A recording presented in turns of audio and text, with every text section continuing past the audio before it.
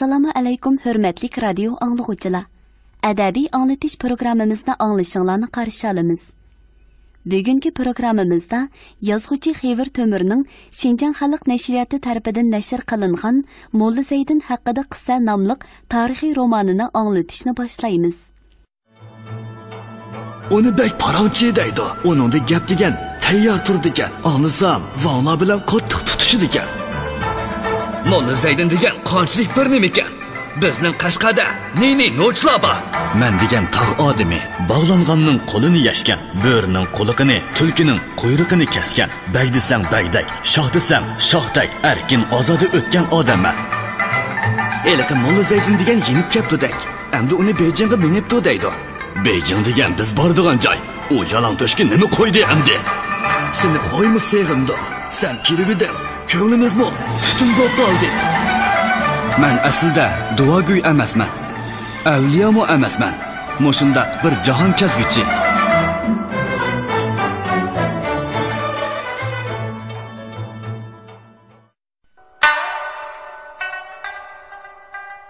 Xo'sh, uchinchi bir masala. Sizlarning ta'ritinglar bormi? Kamini banda Allohga qulluq qilib, Ashabul Kafda 17 yil etikobda o'ltirdim. Tarassiz yardasimayman. Oshkori bo'ldilarki, sizlar qancha yillardan buyon yo'l to'sib, yo'lovchilarga jabr zulm silib, betarat iymon islom o'qitib, o'zinglarmi tarassiz anglab, tog'dak zo'r gunohlarni qilgan ekansizlar. Paylinglardan yonmay, ya'ni betarat anglayman desanglarmi bo'ladi. Men o'qoy. Navoda shayton vasvasa silib ozdursa, buningdan hosil bo'lgan gunohlar ya'ni sizlarga bo'lsin. Ma'qulmi? Al-Hakumut takassurut. Birin ko'sa, birin nima uchun chashqan burut. Mana shayton burut. Mana shayton vasvasa salg'iniga qaranglar. Nima degan yomon. Buning gunohi o'zinglarga bo'lsin. Ibora Xudoya, bilmabdiman tova. Bugun kecha Ashabul Kafti istiqomat g'orda duruti munojat, duruti nijat va qoziyal hojat varopi u darajatlarimni o'qib o'ltirsam, Tuyuq xo'jamning shayxi Sulaymon Badar oldimga yugurib kelib, arz qilib, g'orlardagi yilon chayonlar qo'zg'ilib, havzi bag'rash, daryoi bosh agim tarafga yo'l tutdi. Vallohu olam, shu taraflarda ig'ir shar'iy xilof gunohlik ishlar bo'lsa kerak. Bu yilon chayonlar shu yerlarga gunoh sodir qilgan bandalarni jazolash uchun ketyotdi. O'zlarining ijobatlik duolarini hurmati bilan mazkur yilon chayonlarni o'z joyiga qaytirib, tinchlantirgan bo'lsalar dedi. Shayxning talabini qabul ko'rib, duoga qo'l ko'tardim. Duolarimning ijobatidan yilon chayonlar o'z joylariga yondi. Hozal qiyos, bu taraflarda buncha og'ir gunohlarni sodir qilguvchi ojiz bandalarni jazodan qutuldirgan bo'ldim. Al-hol o'zim kelib ko'rdimki, bu gunohlar sizlarning paylinglardan jazm bo'lgan ekan. Hala men sizlarga zaharlik yilon chayonlarning jazosidan qutuldirgan ekanman. Vapaga jafo bormi desa, birga ikki degandek. Bugun sizlar mening yo'limni to'sib, behurmat qilyapsizlar. Xayr, kerak yo'q. Men endi yilon chayonlarni to'smayman. Sizlarmi o'z peshonanglarga putilganini ko'ringlar. Molla Zaydin qo'lini ko'ziga tutib, Ashabul Kaf tarafga qaragan bo'ldi-da, so'zini davomlashtirdi. Hozir g'orlardagi yilon chayonlar dal mushu tarafga hamla qilib, zaharlik tillaridan o't chachirab turibdi. Ya Rab, Xudo o'z panohida saqlasin. Men qarasam, sizlarda na Shayxul Islomning hukmi yo'q, na mollalikning vazni yo'q. Agar molla biz sanligi yarasha bir narsa bilimiz deydigan bo'lsanglar, qani Ya rahmetga choplashib kal oyatini o'qib beringlarchi. Sizlar molla bo'lsanglar, Mushkat Sherif, Sahihul Buxoriy, Molla Zaydin hadislari degan kitoblarni o'qib ko'rganmi? Kasbdur halol, ko'ngil bemalol. Kasbdur harom, ko'ngil beharom deydi Molla Zaydin hadislarida. Bu hadisni oldinglardan o'tkizganmi? Ha? Deb beqinglarchi. Sizlarning qandoq odam ekanliginglarni, shaklinglarni, xuy paylinglarni allaqachon bilgan edim. Paylinglar buzuq, kasbinglar qaroqchi, yo'lni qaroqchi to'siydi, karvonni qaroqchi bo'laydi. Sizlar yo'l to'sib bulangchilik qilsanglar, hala bu paylinglardan yonmasanglar, qanday qilmoq kerak? Jazo yurishi qilgan yilon chayonlarni mayli deb qo'yib berish kerakmi? Ay, Pirkomil ustoz, biz bilmabdik, tavba qildik, tavba qilamiz. Men qahar emasman. Agar sizlar badniyatlikdan qaytib tavba qilsanglar, yo'l to'sadigan qaroqchilik harakatinglardan voz kechib, halol kasb qiladigan bo'lsanglar, u chaqda xosiyatli duolarimni hargiz oyimayman. Bizning ushoq bolalarimiz bor. Rahim qilsizlar. Undaq bo'lsa, qaroqchilik o'rninglarni tashlab, uy makoninglarga hozirlik ketishni xohlamsizlar. Xohlaymiz. Hozirlik ketimiz. To'xtanglar. Bilsam, sizlarning qorninglar och. Xurjunda Duroti nijotga tuyungan to'qash nonlarim bor. Buningdan sizlarga birdan so'g'i qilsam, qo'linglarga olgandan keyin tavob qilib, kayninglarga qaramasdan sanab turib, 7 to'qay mangandan keyin daryo bo'yida o'ltirib, nonni sug'ichlab yeb, 7 uchum suv ichib bo'lib, kasbidir halol, ko'ngil bemalol. Kasbdir harom, ko'ngil beorom hadisini 41 martam o'qib duo qilgandan keyin yana orqanglarga qaramasdan uyinglarga ketinglar. Shunda qila olamsizlar. Xo'sh, cho'qim ado qilamiz. Biz qila olamiz. Qaravullari egilib kelib, birdan to'qashni olgandan keyin nonni ko'zlariga surtib tavob qilib, yo'lga ravon bo'ldi.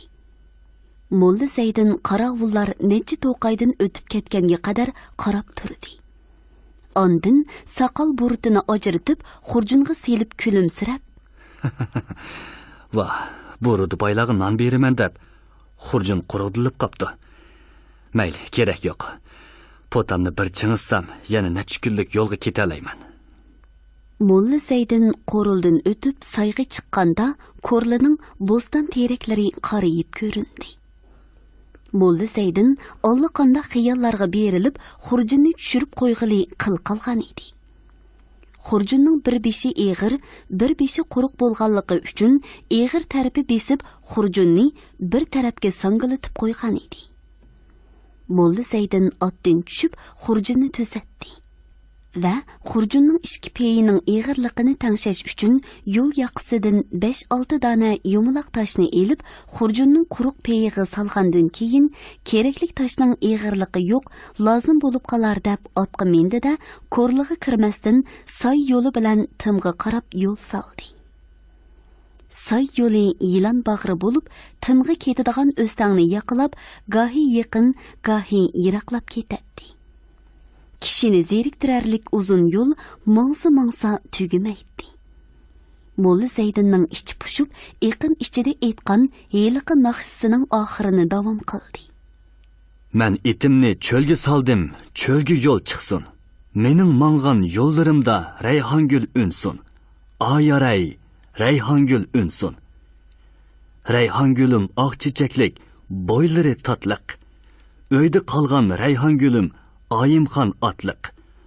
Ayaray, Oyimxon otliq.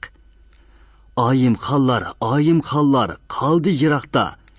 Yurak jallar yalqunjaydi, o'ti piraqda. Ayaray, o'ti piraqda." Biz Rayhonguldan qilishmaymiz-ku. Bir do'nglikning orqasidan tuyuqsiz bir ayol paydo bo'lib, Molla Zaydinga qarab kuldi-da so'radi. "Boyvachcha, yolg'iz nega mangdilar?" Gavdalik kelgan bu ayol g'alati ko'rinadi. Optopda ko'ygan qaramtul yuzida mush tirnoq va qon izlari ko'rinib turadi. Maymunlarningidek kichik ko'zlari parqirab, o'tdek chaqnaydi. 50 yoshlar chamisidagi bu ayol tishlarining iqini ko'rsatib, Molla Zaydinga yaqinlab keldi.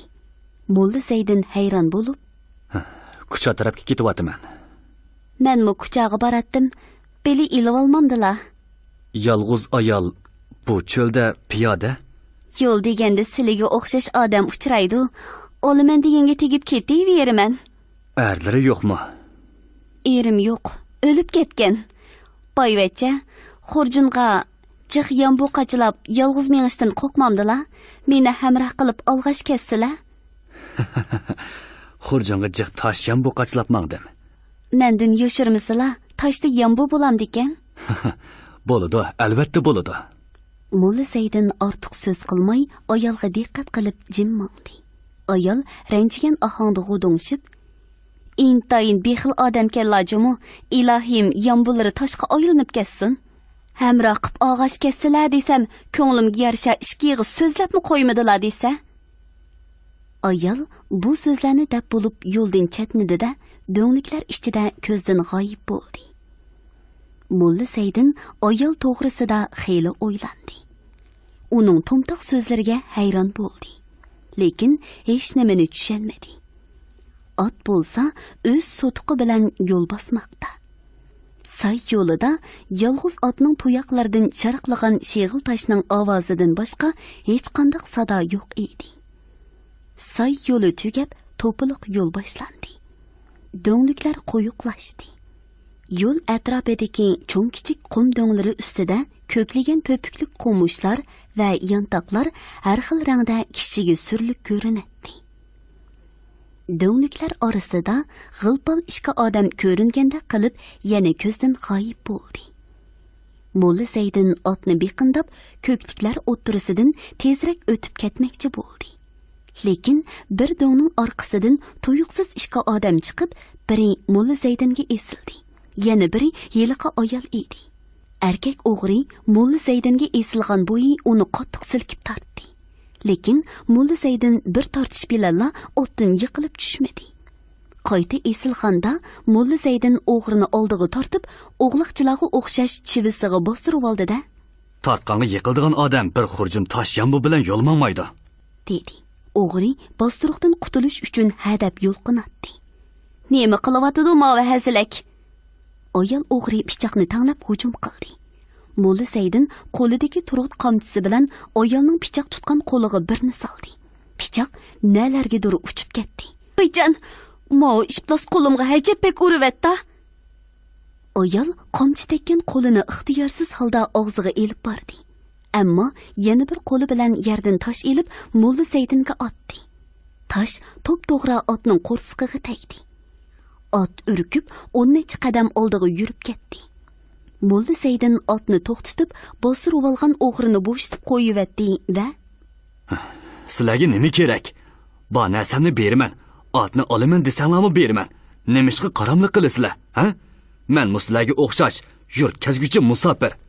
Minut oldidagi qaramliq va jiddiylik bir oz bo'shashdi. "Rozxocha, quling qandaqroq?" "Voy, to'la gap qilmay yeningdikini so'yib tashlag'in afqam." "Sizlar qaramlik qilmanglar. Maqsadinglar nima? Shuni aytinglar. Hech narsamni ayamayman." "Rozxocha, keling, gap chiqib qoldi." Ro'zixon qo'lidan uchib ketgan pichoqni izlab topgandan keyin yiqilib kelib zarda bilan, "Ha, nima gap?" "Payvachcha, nima lozim bo'lsa beraman deyotdi, qanday qilamiz?" "O'g'il bola bo'lsa, xurjundagi yambudan ishkini berib, yo'liga ketaversin." "Mana ilinglar." Mo'lla Saydin xurjunning og'zini echib tangladi. Erkak o'g'ri xurjunga qo'l silib yambuni oldi, lekin uning qo'liga tosh chiqqan edi. Uni buni elib ko'rgan o'g'ri, "Hammasi toshkan-ku. Men texi yambumikin debdiman bu pishtiqni." "To'g'ri aytdingiz, yangam. Men sizlarga o'xshash kambag'al, lekin gapning tagida gap bor degandak, ozroq mo'jiza karomat bor. Buningdan sizlar bexabar." Mo'lla Saydin otdan tushib, yengili cho'rib tashlangan toshlarni elib pudib etib, yana xurjunga soldi. Ondan ularga tushuntirib mundaq dedi: "Men bu mo'jizalar uchun jiq haraj tortib, Ashabul Kafda 17 yil istiqomat qildim. Bishorat bo'lgandan keyin to'p atar g'ujam jang qilgan jaziralarga berib, necha kun izlab yurib, bu toshlarni aron topdim. Bular tosh emas, xislatlik go'har. Sizlarga tosh ko'ringan bilan menga go'har ko'rinadi. Burunqi zamonda podshoh Jamshid qimor o'ynab, Laylavashtini Hindiston podshohligini utib olgandan keyin nafsi qanoat topmay, kamak hayyor bilan bir bodraptarni bizning zaminimizga chorlash uchun avatidi. Bu hayyor to'p atar g'ujam tog'laridagi samoviy ko'lga kelib, bizning nurg'un unchi marjon, go'harlarimizni o'lja ilib, Daxur ko'lbosiga qochlab mangdi. Top atar g'ujam bu dog'ullarning Oydinko'l bo'ylarida qechib ketayotganligini ko'rdi-da, salg'isini ilib, cho'yin qozondak cho'ng toshlarni etib, hayyarlarning payxonlarini chiqib tashlaydi. Halokatga mahkum bo'lgan hayyarlar o'g'irlab qochgan go'harlarni tashlab qechishga majbur bo'ladi. Lekin ular bu go'harlarni tilsim qilib jaziralarga tashlab qochgan. Shuning uchun bizning jaziralarimizdagi har bir tosh xislatli go'har. Men shu tilsimotni yishib bu go'harlarni topdim. Xurjunga solsam o'z karomati bilan putmas tugimas boyliq. Sizlar bu go'harlarning xislatlarini buningdan keyin ko'rib bilarsizlar. Qaramlik qilmanglar, nodonlik qilmanglar. Agar bugun men bo'shanlik qilgan bo'lsam, mendan bu xurjunni bulab olatdinglar. Xurjundagi go'har toshlar sizlarga tosh bo'lib ko'rinsa, cho'rib tashlaydinglar. Mening chekkan jafolarim bekor bo'ladi-da. Yo men foyda ko'rolmaydim, yo sizlar. Bu xislatli go'harlar, ya'ni jaziralarda asrlar bo'yi tosh bo'lib qilaveradi. Bu albatta nodonlik va qaramlikning oqibati. Putmas tugimas pushaymon bo'ladi. Bo'ldi. Bugun men yo'limdan qoldim. Sizlar bilan birga bo'lay. Uyinglar bo'lsa, meni boshlab beringlar. Bir kecha ahvollashib ko'raylik. Agar sizlarning ko'nglinglarga yiqib qolsam, do'st bo'laylik. Xohlasanglar, quchog'i birga boraylik.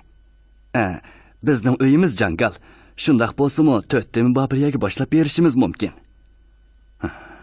Sizlar garchi jangal odami bo'lsanglarmi, lekin mard kelisizlar. Gapinglarda tursizlar.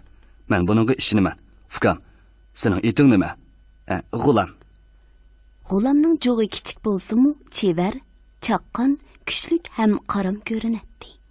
Rozxon bo'lsa, gavdilik, qora o'nglik, ko'zlari chaqnab turadigan surlik ayol bo'lib, yakanlik mashhur o'g'ri Davud Tokurning xotini ekan. Hozir eri o'lib ketib tul qolgan. Bu xotin o'z eri bilan Urumchi, Qari shahar, Kucha oraliqlarida uzun yillardan beri sayyora o'g'irlik qilish bilan dang chiqargan. Davud to'li o'g'irlik qilib, qamoqxonalarda ko'p yotgan. Necha qitim palangan, sazoyi qilingan. Kucha ko'riklariga bir qancha qitim qo'liqidan maqlangan. Oxir hukumat taraf uning peyini kesib etganlikdan tokur bo'lib qolgan. Shu sababdan Davud Tokur deb atalgan. U Ro'zixonni yosh vaqtida yakanda qo'lga tushirib elib, bu taraflarga agashtirib chiqib, uning bilan birga turmush o'tkazgan. Uzun yil birga turmush kechirish davomida Ro'zixonga o'z hunarini o'rgatgan bo'lg'achqa, keyingi yillarda Davud Tokur putining noka bo'lib qolganligini bahona qilib, to'laroq Ro'zixonni o'g'irlikqa mangdirib, o'zi tayyorni yeb yotadigan bo'lib olgan. Agar Ro'zixon biror narsa tepib kelolmasa, Davud uni urib, tillab azoblaydi. Bir necha yil shu taqlidda yashagan Davud buningdan 4 yil burun o'z ajali bilan o'lgan. Tul qolgan Ro'zixon turmushda boshqa chiqish yo'li topolmay, o'rgangan xuyi bo'yicha yana o'g'rilik qilgan. Hozir u ushoq o'g'rilar bilan birlashib yo'l to'siydi. Savdogarlarning mollarini bulaydi. Harvi keshlarning cho'gin qozonlarini o'g'irlaydi. Qo'lga tushgan mollarni sahralarga elib berib, oshnonga tegishib jon boqadi. Hozir bular dal Molla Zaydinning yo'lini to'sib, bo'lmoqchi bo'lishgan edi. G'ulamjon, ma'u bir sartangiga biror paxlan setib ol. Bugun kecha o'zimizni mehmon qilg'ach paranglashayli. G'ulam tangini elib, dehqon uylari tarafga qarab mangmoqchi bo'ldi. Ro'zixon varqirab, "To'xta g'ulam, tangini aka, shundoq berib bir qo'yni qo'ltiqlab kel." Yanga, pul lozim bo'lsa men beray. Menga harom mol yarashmaydi. Agar harom mol yeydigan bo'lsam, qilgan ajrim bekor bo'ladi. Bu go'harlar o'z xislatini yo'qotadi. Shuning uchun naq pulga halol baho qilib setib olsin. Sizmi yashangan, jiq ishni ko'rgan, oqqorni farq etadigan ayolkansiz. Ro'zixon bu so'zlarga hech qanday javob qaytarmasdan G'ulamga qarab, "Bo'ldi, ketiver." G'ulam qo'y setib olish uchun yurib ketgandan keyin Ro'zixon Molla Zaydinga qarab, "Xurjunda yog'liqdek bir nimang yo'qmi? Qo'lim bek og'riyotdi. Tengib olsam bo'ladi." Qo'rqinishda qamchi qattiqroq tegib ketdi. Molla Zaydin xurjundan bir parcha mata xaltini elib yirtib, Ro'zixonning qo'lini avaylab og'ritmasdan tangdi va ko'nglini yasadi. "Xapama, Canını saqlash uchun shunda qilmagan bo'lsam, qiziqchilikda menga pichoq sep qo'yatdingiz. Uning dadi texmi eg'ir bo'ladi. Kerak yo'q. Mundaq ishdan kirmingni ko'yganman, dedi Ro'zixon. Haqiqatan bu ayol vaqti kelsa erlar bilan tang mushlashib, tang chelishib, pichoqlashib hodisidan chiqadi. Shunga ancha muncha ishlarga pisand qilmaydi. Lekin ömür bo'yi kishilardan yumshoq muomala ko'rmagan. Eri Davud Dokur hayot vaqtida doim tayoq yeb, til ishitib, aziyat chekkan. O'g'rilik qilib, el yurtning qarg'ishiga uchrab kelgan bu ayol bugun Mulla Zaydinning yaqinlik muomalasi va yumshoq so'zlaridan ta'sirlangan edi. Ayol kishining ko'ngli har holda yumshoq bo'ladi albatta. Bular shu oqshimi qo'y sotquchi dehqonning uyiga o'rinlashdi. G'ulam uy egisi bilan birlikda qo'y so'yayotdi. Bu chaqda kun o'ltirib kechkirib qolgan bo'lib, Mulla Zaydin ayvonda xurjunni beshiga qo'yib, mugdab aram elib yotdi. Yezi yerining qo'liqi uzun degan rost gap. G'ulam bugun bir xurjun yambosi bor boyvachchini boshlab ketdi degan xabar butun yeziga purkatgan edi. Bu xabarni anglagan yezi qimorvozlari bir-birlab kelishga boshladi. Bu qimorvozlar odatdagi chaqlarda g'ulamni utib o'rganganlar bo'lg'achqa, bugun yambosi bor boyvachchini qo'shib utib elish orzusida kelib, ancha o'tmayla ayvonning bu bo'ling'iga sopol chiroqni yiqib, tavka qurdi. G'ulam odatda qimorga omroq edi. Taraf-tarafga chepib yurib, jafo mushaqqat, xavf-xatarlar ichida topgan pul puchak, narsa keraklarini hamisha yezi qimorvozlarga uttirib qo'yib, to'li chaqlarda gansa jisa bo'lib qoladi-da pushaymon qiladi.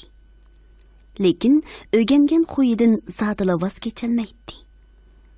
Bulungda tavka qurilishi bilanla uning xumori tutib, qimor o'ynashga oldirib, go'shtni chopsin parchalayman deb qo'lini kesib olg'ili qilqaldi.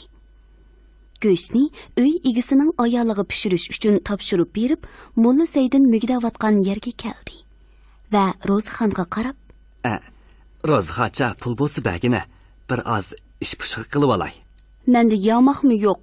O'ynab nima qilatding? Sening qimor o'ynab bir qitim utib oldim deganingni anglamadim. Hamisha uttirsan. Sana tog'dek oltin bo'lsa-mu to'shimaydi. Hey, to'li gap qilmay, pul bo'lsa bagina. Kech tushimda yilon mungizi ko'ribdiman. Bugun utib olsam ajab emas. Yilon mungizi peshonangdan usib chiqqan holatdami? Sen yana shu. Mulla Zaydinning uningga ichi og'rib, xurjundan ozroq pulni oldi-da. Mana bu 2 sar tangini ol. Xosida bu pulni utib kelib, bugun Ro'zixonchani bir xush qilib atgina. Yeli chiqib ketgan to'pdak pussida bo'lib qolgan g'ulam boshqadan jallanib chachrab o'rnidan turdi-da, tavka tarafga qarab mangdi. To'xtavka. Xurjunda yambu balig'ini bilasan-ku, shunga qo'rqmay o'yna. Birini uttirsang 2ni tek, 2ni uttirsang 4ni tek. Bildingmi? Bildim.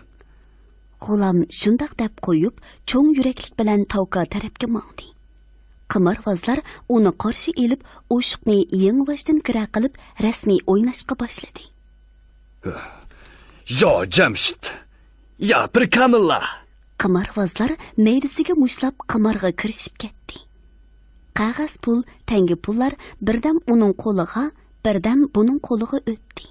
G'ulam yana o'ltiradi. 5 misqal tikdim. 1 sar tikdim.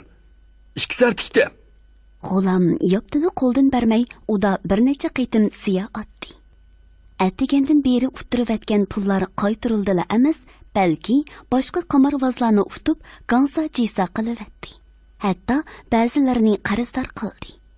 G'ulam tavkadan dasturib xushal qaytib kelganda, Ro'zixonmi xushal bo'lib, g'ulamning oldiga tangnidagi pishirilgan go'shtni ittirib, "Bugun bir utquningni ko'ribdiman desa sening." Qimorvozlar o'lash-cho'lash kelib, birer parchadan go'sht yeb, bir chinidan sho'rpa ichib, birdan parang selishgandan keyin tarqab ketishdi. Mulla Zaydin Ro'zixonlarmi Ravrus aram olgandan keyin atisi birlikda ko'cha tarafga yurib ketdi. Shu kunlarda Bugur Yangisarda dahshatli qotillik va o'g'irlik voqeasi yuz bergan edi. Yengsarning begi Xo'ja Bizbek bu deloni pash qilib, qotilni topaman deb yurt cho'nglarini xo'ylisiga to'plab, ularni iqror qilishga qistab zulm qilmoqda edi. Bugun 3-kuni. Xo'ja Bizbek g'azab sholini chechib, xalqqa dahshat selib so'zlamoqda. 20 yildan buyon Yengsarda baglik qilib, mundaq eg'ir vaqani ko'migan edim. 20 ga yaqin kishi bagning til haqorati ostida qo'rqib, boshlarini sangalatishib turadi. Supiga silingan bisotda Alam Axunum, imom va Mirza Kerim daxallamu boshlarini sangalatib o'ltirishadi. Bag g'azab bilan so'zini davom qilmoqda edi. Bu qitimqidek chigish vaqa hech qachon ko'rilmagan. Yengsarda mundaq ish paydo bo'pti desa, sat emasmi? Boshqa yurtning xalqlari anglab qolsa, biz Yengsarlik yuzimizni qandoq ko'tirib yuramiz? Har qaysin o izzat atishni bilmaydigan, yurt ishiga aralashmaydigan haq. Biz-chi hamisha yurt ishiga aralashib yuradigan odamlarga sat emasmi? Axunumlarga sat emasmi? O'z yurtimizda tug'ilib o'sgan, hammamizning onasidek bo'lib qolgan ojiz ayolni yaxshi niyat bilan haramga berish uchun tayyorlik qilgan pul puchaklarni Yengsarliklar o'g'irlab, bo'g'ib o'ltiribdi desa, nima degan satchilik, ha? Yuzimizda qandoq ko'tirib yuramiz? Men bu o'g'rini topaman, cho'qim topmay qo'ymayman. Bu qora yuz qotilni, bu kazzob o'g'rini cho'qim topmay qo'ymayman. O'g'ri chatdan kelgani yo'q, o'z ichimizda bor. Men Xo'ja Hofizbek, navoda bu qotilni tepib chiqolmaydigan bo'lsam, baglik etimni yutib bitaman. Xo'ja Hofizbek neshlarda ko'zlari bilan kishilar to'piga bir qur qarab chiqqandan keyin Daxan Mirza Kerimga qarab, "Xo'sh, qani marhamat." Mirza Kerim o'rnidan turib, kekirdaklarini qirib o'tirg'i chiqdi va bugun paydo qilgan pardishapga yiqilib so'zlashga boshladi. "Ey mo'minlar, musulmonlar, yurtimizda paydo bo'lgan vaqa bakmi xulluq va surlikdir. Uning xunxo'rini topmoqcha iymonimiz kamol, musulmonchiligimiz ro'noq topmas. Xudovandi Kerim oldida yuzimiz qora bo'lg'usidir. Musulmonlar, mana bu o'ttirda turgan pardishap 2100 durut bilan, pardishap ichidagi mo'zay 7000 durut bilan demidi qilindi. Ushbu maydonga hozir bo'g'ichi har bir musulmon tarat elib, iymon yengilgandan keyin Allohning birligi va barhaqligiga putib, pardishap ostidan bir-birlab o'tishi. Har bir kishi ushbu mo'zayning do'mbisini bismillah deb silab chiqishi lozim. Kimki marhumga qasd qilgan bo'lsa, uning pul milini olgan bo'lsa, shu kishining quli qari bo'lib chiqqay. Agar qasd qilmagan bo'lsa, unda kishining quliga qari yo'qmagay. Inshaalloh taolo Rabbil alamin. Qani mo'min musulmonlar, hammanglar tarat yengilab, poklanib kelinglar. Yurt xalqi bagning zulmi, Daxonning zo'ri bilan eriq bo'yiga tarat elishga mangdi. Qo'rqib ketgan xalq har qanday buyruqqa mo'ldek itoat qilib beshini ko'tarolmay, hatto o'zaro bir-biriga bahudik qarayolmay qolgan edi. Xo'ja Hofizbek 20 yildan buyon Yengsarda baglik qilib yiltiz tortgan. Zolimlikda uchiga chiqqan, qora ko'ngil, badniyat, rangvoz odam edi. Bu bagning zulmidan Yengsar xalqi zar-zar qaqshaydi. Hech kim uningga qarshi chiqolmaydi. Kimki ozroq qarshilik ko'rsatadigan bo'lsa, undaq odamni bag o'z maylicha urib so'qib, bog'lab, esib, xonavayron qilib yetadi. Gunohsiz kishilarni bog'lab, bugur ombila oldiga elib berib, zindonga tashlaydi. Qisqasi, Yengsarning taqdiri Xo'ja Hofizbekning qo'lida edi. Ba'zida ombal yoki yomul baglari tekshirish bahonasi bilan Yengsarga kelsa, ular to'p-to'g'ri bagning uyiga tushadi-da, uning bog'larida, mehmonxonalarida mehmon bo'ladi. Bir qancha qo'yning go'shini kavob qilib yeb, nurg'un sovg'a salomlarni elib, Yengsar yaxshikan, Xo'ja Hofizbek yaxshi so'rab yetibdi deb ketishadi. Suv ketib tash qolgandek, Yengsar yanala Xo'ja Hofizbek qoladi. Yengsarning shu davrdagi kalti bozorining ikki beshida chaqsa bor edi. Bozor ichida bir necha do'kon, oshxona, navoiyxonalar, bo'g'iz samon sotadigan do'konlar bor bo'lib, xeyliovat edi. yo'lovchi, savdogarlarmi ko'p edi. Bozorning yaqin taraf chaqsisi atrofidagi navoiyxonalarning birida O'shur Navoiy otliq kasib uzundan buyon navoiylik qiladi. Uning ayoli Maramxonmu eriga hamkorlashib, ko'yib pishib, pul mastonasi bo'layotgan chaqlarda O'shur Navoiy tasodifiy og'rib o'lib ketdi. Tul qilgan Maramxon qiyirliq yetgan seri shariat tariqat yo'llariga mengib, oxirgi umrida bir qitim haj tavob qilishni maqsad qilib, o'ziga tava 10 charaklik terilg'i yerini sotmoqchi bo'lganda, Xo'ja Hofiz bek shipatlik talishib, yo o'zi olmay yoki boshqasining elishiga yo'l qo'ymay, 1-2 yil kechiktirib, oxir har bir charaklik yerni 40 sar tangidan pulga sundirib, o'zi setib oldi. 10 charaklik yerning jami 400 sar pulini Xo'ja Hofiz bek mardlik qilib naq topshirdi. Maramxon bu pulga o'zining yana bir muncha pulini qo'shib, o'z uyining o'choq ostiga ko'mib qo'yib, haramga mengish taraddudini qilyotdi. Lekin bir kechasi to'yuqsiz o'g'ri kirib, Maramxonni bo'g'ib o'ldirdi-da, kumush pullarni elib chiqib ketdi. Maramxonning tilsiz qizi tong otgandan keyin vaqani bilib, vor-vur yig'ilgandan keyinla ahli mahalla, qo'lim qo'shnilar xabar tepib, bu fojiaga hayron bo'lishdi. Lekin vaqaga hech kimning aqli yetmaydi. Oxir haqlar qozoga rizo qilishib, Maramxonni yuyib tarab yerlikka qo'ydi. Lekin Xo'ja Hofiz bek qotil o'g'rini topmoqchi bo'ldi. U yurt cho'nglarini to'plab, o'g'ri chetdan kelmadi. Buni topmay bo'lmaydi deb qiyin qistoqqa oldi. Lekin o'g'ri tepilmaganlikdan Mirza Kerim Daxon bilan maslahatlashib, pardishab ostidan o'tkazish. Mo'zayning dumbisini silitish usulini qo'llanib, xalqni qistavotganligiga bugun 3 kun bo'lgan edi. Vaqa yuz bergandan keyin xalq har xil gumonlarda bo'ldi. Lekin ish murakkab bo'lg'achqa hech qanday kishi yeshalmaydi. Gumonlarini o'tirg'a qo'yishga texmi jur'at qila olmaydi. Xo'ja Hofiz bek davoni ulg'aytib, o'g'ri mushi yerda bor, topmay qo'ymayman deb butun yurt xalqiga dahshat selivergachga tinch o'tishni xohlaydigan, quruqsiz, quruq tuhmatdan Xudo saqlasin deydigan dehqonlar tag'ar-tag'ar bug'doy qo'noqlarni akilib, begning ho'ylisiga to'kmoqda. Charvichilar qo'y kola akilib, begning qo'tiniga solab qo'ymoqda edi. Begning nafsi buning bilan qanoat topqani yo'q. Shunga bugun xalqni haydab kelib, pardishab ostidan o'tishga majburlamoqda edi. Tarat elib poklangan xalq bir-birlab kelishga boshladi. Hamma odamning beshi silingan, qo'shumisi turilgan, vujudini ig'ir g'am tog'lari bosgan edi. Xo'ja Hofiz bek xalqni bir-birlab g'azablik nazaridan o'tkazatdi.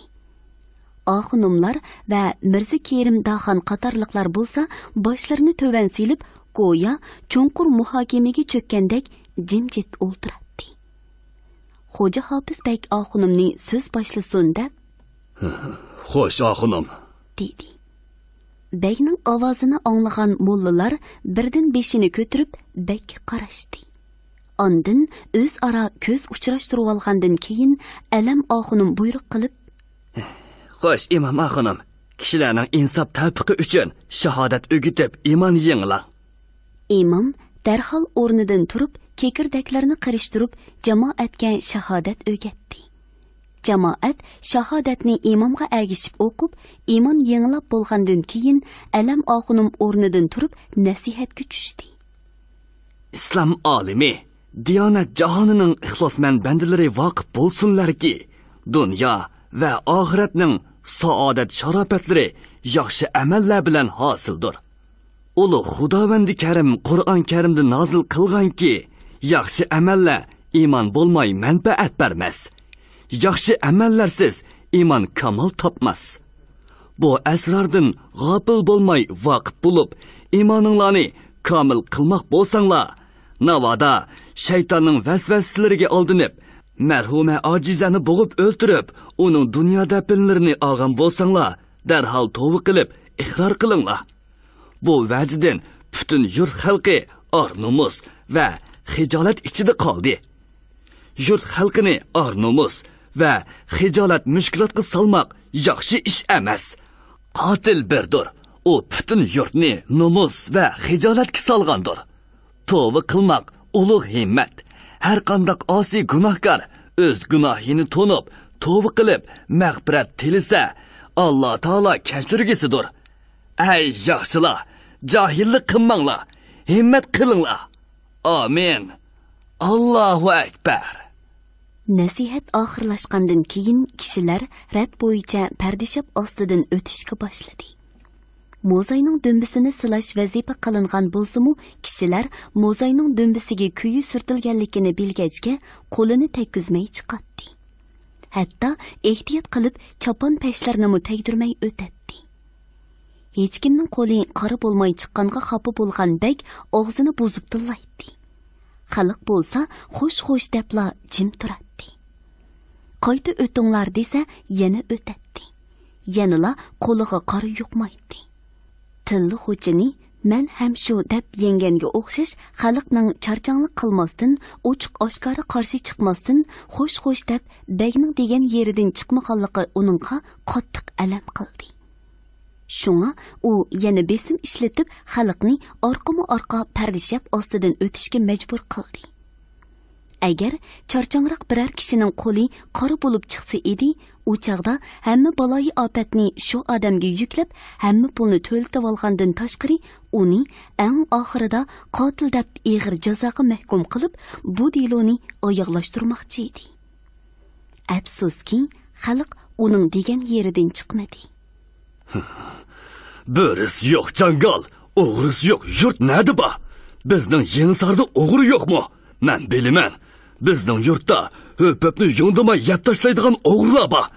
Yo'q desak, shuncha nurg'un pul nega ketdi? Ha? Qanot chiqirib uchib ketdimi? Necha kundan har qaysimga yo'l qo'ysam bilmadinglar. Endi yo'l qo'ymayman. Qani, senlar yomonmi, men yomonmi? Agar yana johillik qiladigan bo'lsanglar, hammangni chambarchas bog'lab, yomulga opirib, gundoxonaga tashlayman. Shu yerda sisib yetinglar, o'likinglarni ishchisin. Bugun kech bo'lib qoldi. Uyinglarga ketib turinglar. Atiga namozdan yiniblar. Yana kelib, pardishapdan o'tsizlar. Yana xumparlik qiladigan bo'lsanglar, Mo'zayning o'zi zuvonga kelib so'zlaydi. Shundaqmi, oxunim? Shundaq. Bugun kecha Xudoyim buyursa, qasida adatga yetidi. O chaqda Mo'zayning o'zi zuvonga kelib, guvohlikdan o'tkisidir. O chaqda qotil o'g'rining sharmanda bo'lganini, Jamshidning yuzdak qora yuz bo'g'inini tomosha qilgaymiz. Inshaalloh, bu hammasi Allohning ilkidagi ish. Menda yana boshqa choralarmi bor?